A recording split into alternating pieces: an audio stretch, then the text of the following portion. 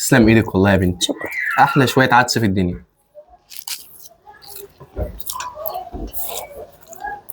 تيجي نعمل تحدي؟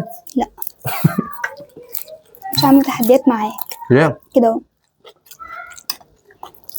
عشان وحياة بكسبك ربنا صح؟ شوية عدس تحفة.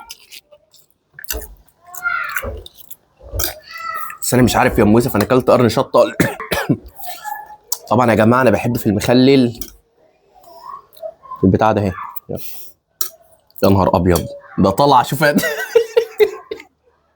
ده اكتر حاجه بحبها في المخلل. دي اسمها ايه يا ام يوسف؟ كرنبيط. قرنبيط. بحبها في المخلل قوي. انا بحب البصل بقى المخلل، اللي هو ان هو بقى هات لي الطبق كده قدامي. لا وانا خدته اصلا. شو دي البصلة دي بحبها قوي.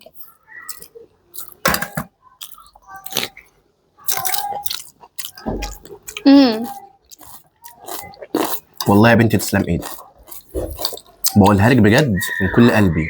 الف انا شوف احلى شويه عدس في الدنيا. حراقه قوي البتاعه دي. بس هو المخلل ده اصلا حلو. جميل.